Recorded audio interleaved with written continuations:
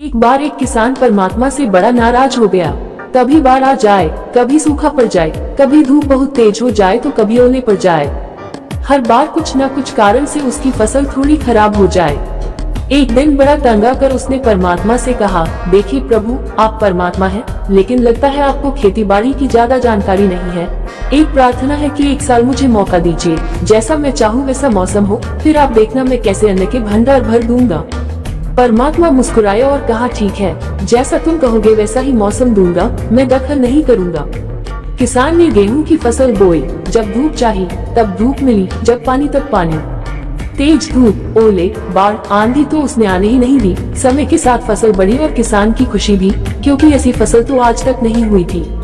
किसान ने मन ही मन सोचा, अब पता चलेगा परमात्मा को कि फसल कैसे करते हैं। बेकार ही इतने बरस हम किसानों को परेशान करते रहे।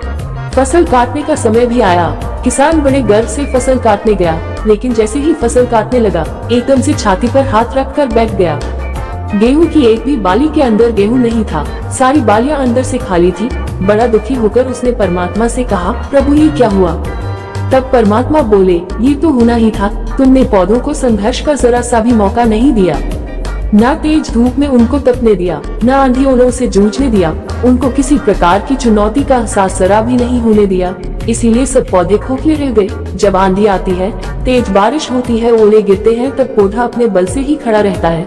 वो अपना अस्तित्व बचाने का संघर्ष करता है और इस संघर्ष से जो बल पैदा होता है वही उसे शक्ति देता है, ऊर्जा देता है, उसकी जीवत्ता को उभारता है। सोने को भी कुंदन बनने के लिए आग में तपने, हथौड़ी से पिटने, गलने जैसी चुनौतियों से गुजरना पड़ता है, तभी उसकी स्वर्णिम आभा उभरती है, उसे अनमोल बनाती है। उसी तरह जिंदगी में भी अगर संघर्ष ना हो, चुनौती ना हो, तो आदमी खोखला ही रह जाता है, उसके अंदर कोई गुण नहीं आ पाता। ये चुनौतियाँ ही हैं जो आदमी रूपी तलवार को धार देती है, उसे सशक्त और प्रखर बनाती है। अगर प्रतिभाशाली बनना है तो चुनौतियाँ तो स्वीकार करनी ही पड़ेंगी, अन्यथा हम खोखले ही रह जाएंगे। अगर जिंदगी में प्रखर बनना है, प्रतिभाशाली बनना है, तो संघर्ष और चुनौतियों का सामना तो करना ही पड़ेगा।